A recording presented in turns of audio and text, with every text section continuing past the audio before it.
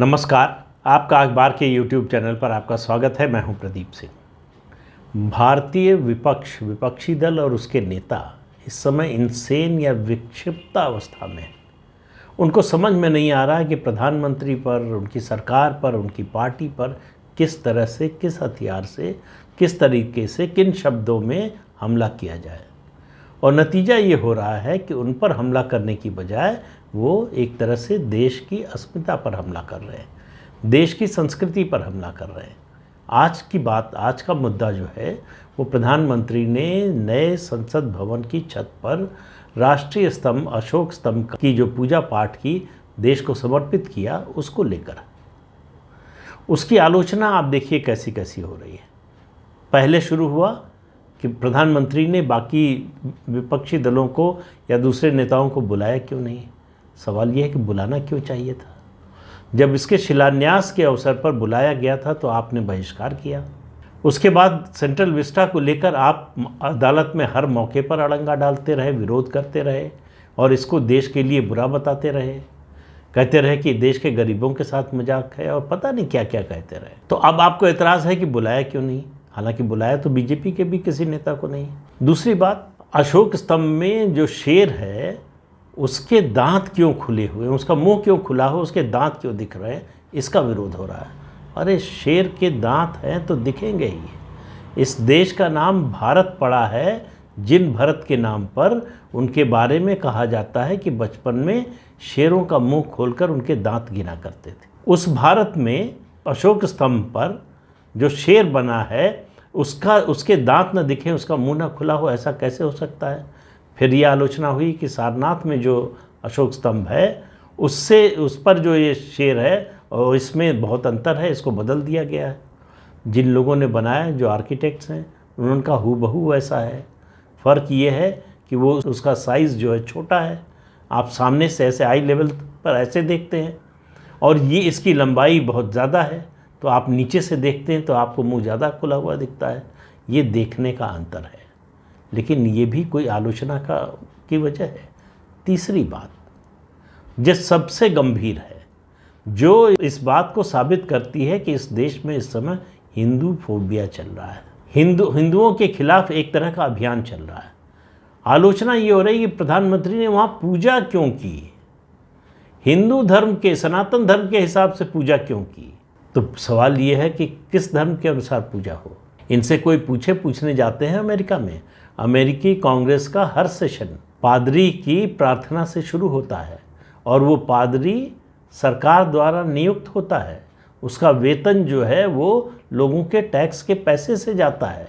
यहाँ जो हमारे यहाँ पूजा करने पंडित जी लोग आते हैं, वो उनको दक्षिणा अलग से कुछ मिल जाती है, वो अलग बात है। सरकार की ओर से नहीं मिलता है कुछ, वो कोई सरकार के नौकर नहीं है, सरकार की नौकरी में नहीं है।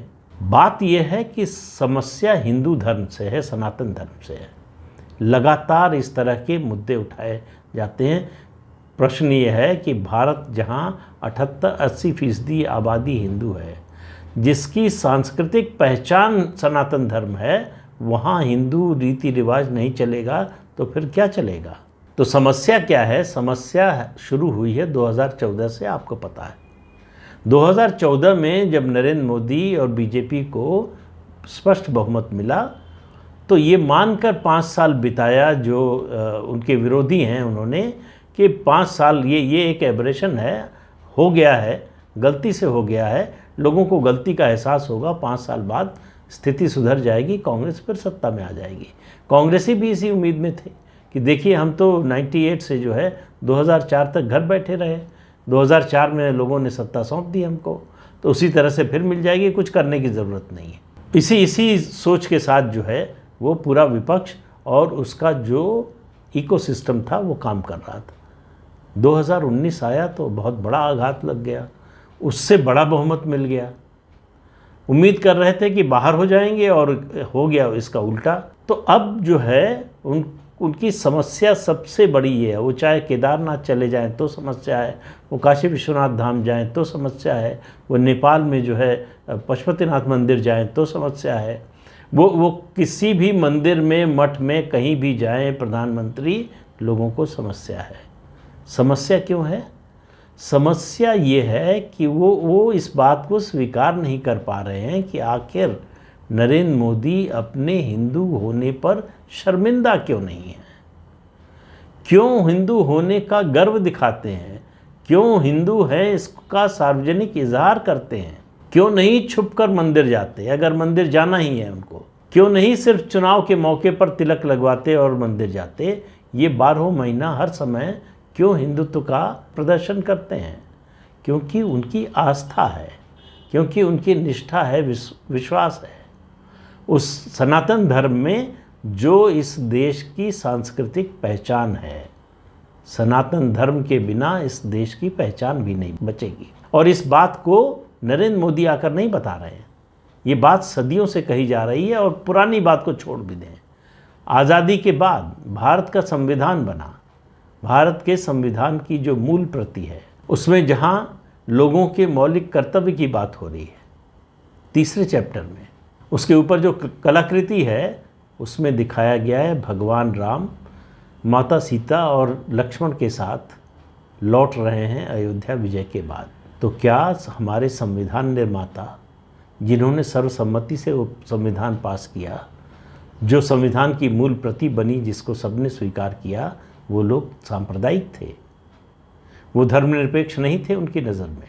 और जिस तरह से संविधान की मूल प्रति में हर पन्ने पर इस तरह के चित्र बने हैं, उनके बारे में क्या कहेंगे?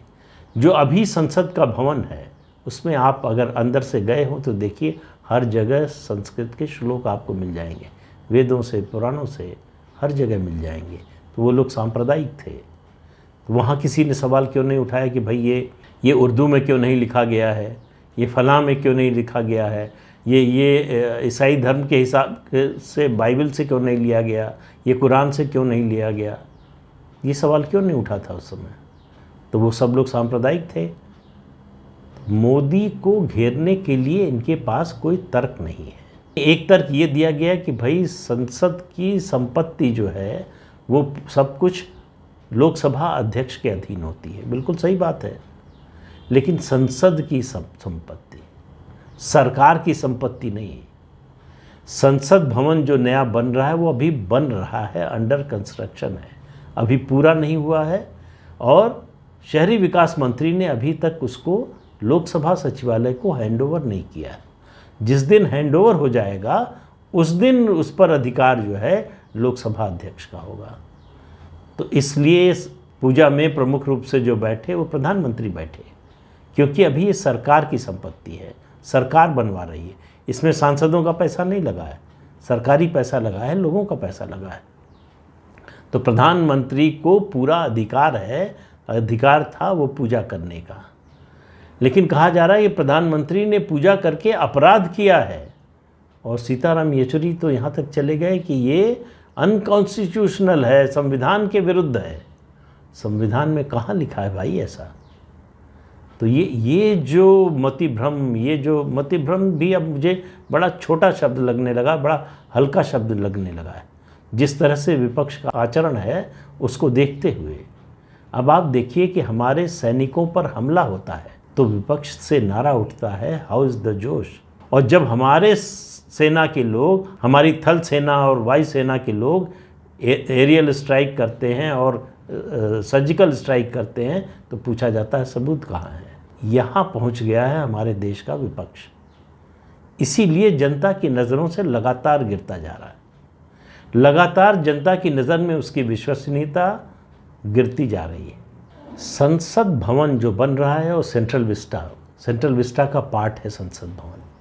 ये आपको बता दें कि 1971 में फ्रीज लग गया था। आबादी के अनुसार हर प्रदेश में विधानसभा और लोकसभा सदस्यों की, अभी चूँकि संसद की बात हो रही तो लोकसभा सदस्यों की संख्या तय होती है। आबादी बढ़ रही थी इसलिए रोक लगा दी गई कि 1971 में कि उसका बेस ईयर वही रहेगा, उसी के आधार पर जो है सदस्यों की संख्या तय होगी। और कहा गया कि 45 साल बाद 2026 में जो है फिर से इसका निर्धारण होगा। तो जाहिर है कि 2026 में सिर्फ 4 साल बचे हैं। 2026 में राज्यों में लोकसभा सदस्यों की संख्या बढ़ेगी, लोकसभा चुनाव क्षेत्रों की संख्या बढ़ेगी। तब वो सांसद जो नए आएंगे कहाँ बैठेंगे। अभी जो संसद भवन है उसके बारे में मैंने पहले बताया था कि उसकी स्थिति ऐसी है कि विशेषज्ञों का कहना है कि वो मरम्मत कराने लायक भी नहीं रह गया, और उसमें पहले से ही जो अभी सांसद जितने बैठते हैं 545, उन्हीं के लिए ठीक से जगह नहीं है।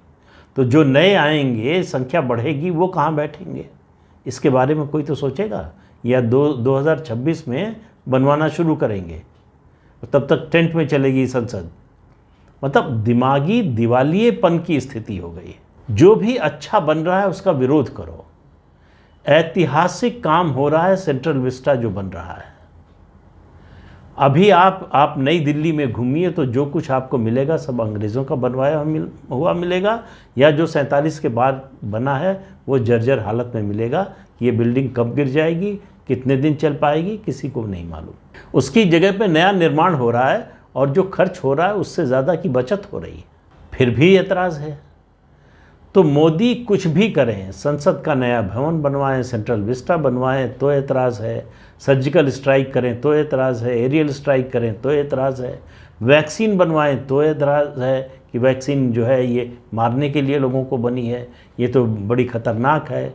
फिर वैक्सीन बन गई, वो ठीक भी निकल गई, तो अब कहा कि भाई इतने लोगों को, 140 करोड़ लोगों को कैसे लगवा देंगे वैक्सीन, लगवा ही नहीं सकते, वो भी लगवा दी। हर कदम पर विरोध करना है सरकार का, हर अच्छे काम का विरोध करना है। मैं ये कभी दावा नहीं करता कि इस सरकार के राज में 8 साल में कुछ गलत नहीं हुआ, या जो कुछ हुआ सब कुछ सही हुआ।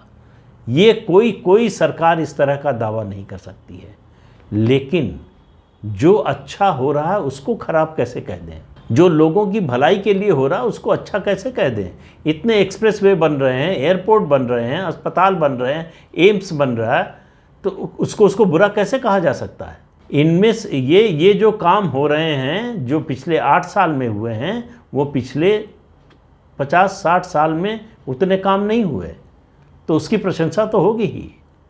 लेकिन विपक्ष को विरोध करना, वो इस बात की भी चिंता नहीं कर रहे हैं कि इस पर आम लोगों के मानस पर इसका क्या असर पड़ रहा है, लोग इसको किस रूप में देख रहे हैं।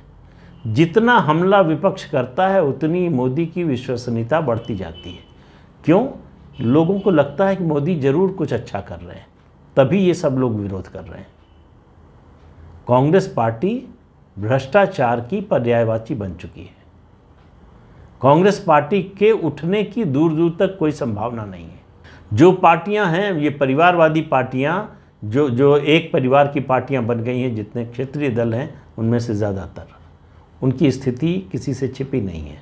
ऐसे में मोदी एक ऐसे नेता के रूप में उभरे हैं जिसकी संवाद की शैली लोगों को पसंद आ रही, जिसकी संवाद की शैली के साथ साथ उसके कंटेंट पर भी लोगों को भरोसा हो रहा है। जो मानता है कि मोदी बदनीयती से कुछ नहीं कर सकते, गलती तो ज़रूर हो सकती है, और इसलिए मोदी की गलती को माफ़ करने को भी तैयार है, क्योंकि ये बुरी नीयत से नहीं किया गया।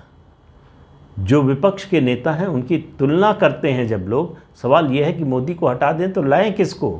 जब ये सोचता है आम आदमी, तब उसको लगता है कि मोदी को हटाने का मतलब है अपने भविष्य को खतरे में डालना, भावी पीढ़ियों का भविष्य बर्बाद करना। ये बात जब तक विपक्ष के नेताओं को समझ में नहीं आएगी, उनका रवैया बदलेगा नहीं, और रवैया बदलेगा नहीं तो उनके हालात भी बदलेंगे नहीं।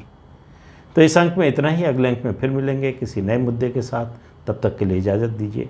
आपसे अनुरोध है कि ये चैनल देखिए, शेयर कीजिए, लाइक कीजिए और सब्सक्राइब ज़रूर कीजिए। नमस्कार।